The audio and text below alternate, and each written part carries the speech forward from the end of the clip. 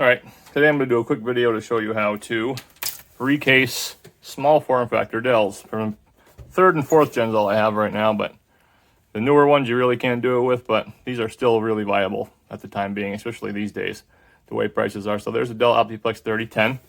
That's an Ivy bridge, and this is an Optiplex 3020. You can see it there. This is a Haswell. I'm going to use some few extra adapters for this one. We'll start with the 3010. And to prove to you what I'm going to do with the front panel, we're actually going to be able to, without splicing or anything at all, we're going to be able to activate your HD LED, which is honestly, I think, the most important one to me, so I can see what's going on with my computer. The reset switch, this is actually going to act as the power switch because this little temporary test bench switches that I got only come with those paired. And I'm going to show you how to get your power LED working. So there won't be a reset switch, but you'll have your HD LED, your regular LED, and your power switch. Okay? All right, so we'll start with this. I'm going to pause it here because it's going to be long. I'm going to get this out of the case, and I'm going to show you what I'm talking about. All right, real quick, I'm trying to get this to focus here. Right here's your power button. These pins here. You don't have to worry about these three, just these top two. This is going to be your positive pin, negative pin. Positive pin, negative pin for the power switch. Just going to plug it on right there. These are a little bit smaller than standard front panel pins, but it will fit. It might be a little bit loose, so what I do, sorry, it's unfocusing. You can just take a little spudger like this and just really carefully bend it a little bit. And that'll make it so the switch itself sticks really good. As far as the front panel I/O, you're going to see the orientation just like this on the 3010s. You see the little gap right here? So use that as your guide. So this pin on the end right here, that's your positive power LED.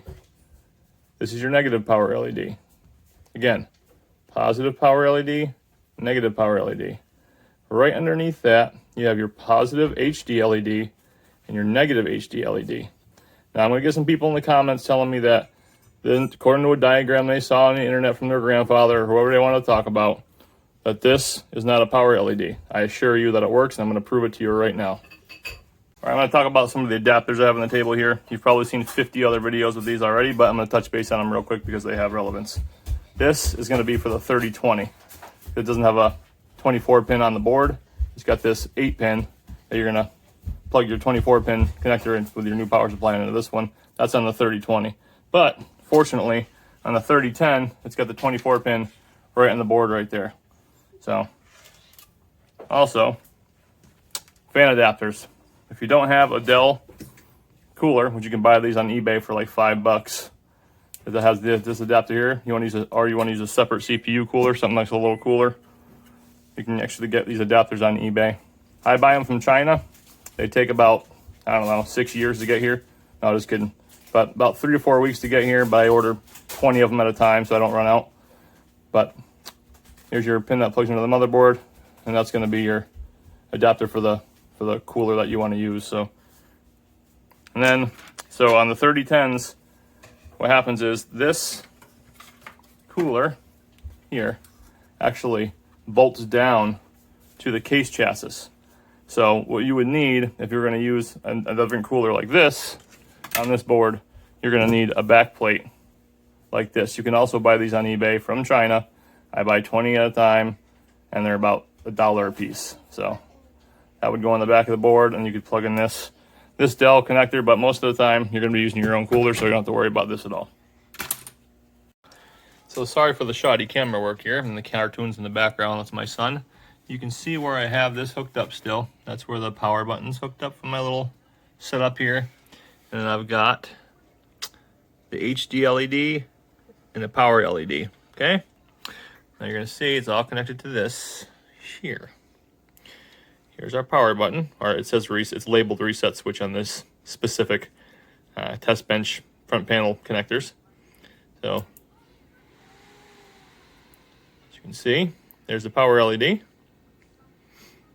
And shortly you will see the HD LED after, of course, we hit the dreaded F1 key. But honestly, who cares?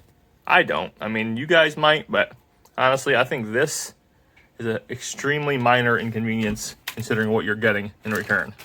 A better case, better airflow, just to press this one little button. And honestly, I like it as a stopgap. There's your HD LED going crazy. See that? And, sorry, it's out of focus. I'm sorry for that.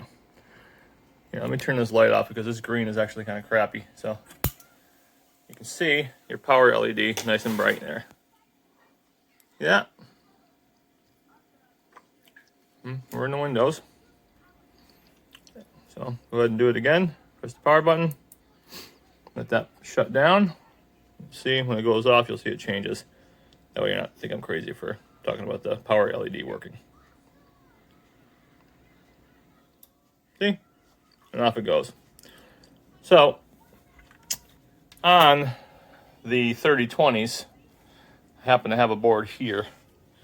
The orientation of the front panel pins is a little bit different. So, I'll show you here.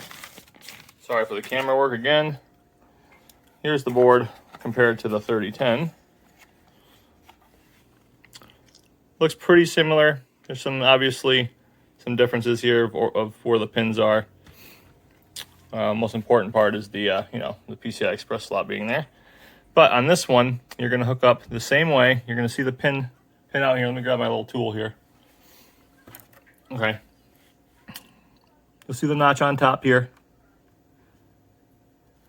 This is going to be your positive power LED, negative power LED. On the bottom side is going to be your positive HD LED and your negative HD LED right next to it.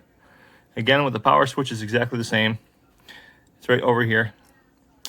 Bottom here this time though, it's going to be positive, negative for your power switch on this one. And that's it. That's the only difference between the two. That and the adapter, obviously. This is the adapter I was telling you about, 24-pin adapter. We're going to use another power supply when you do your case swap. And that's it. Any questions, feel free to leave it in the comments. This is my first ever video, and I'm an old man, so if I don't do something right, let me know. Anything else you guys want to see with Dells, 4th gen and below, all the newer ones are kind of, I wouldn't recommend case swapping them, honestly. Maybe pulling the parts out of them and putting them in new boards. But this way, it's very financially viable. Like you saw, pressing the F1 key, to me, it gives me a chance to get into the BIOS if I want to without spamming a key. So it's a convenience for me. Inconvenience to some because I know like the remote in or power on their computer from remotely. But honestly, if you're going to have to do that and you're going to make these sacrifices, then why not just use hibernation or even sleep mode? So that's something you can do if you want to avoid those errors altogether. But that's it for this video. I'm going to try to edit this up the best I can, and you guys take care.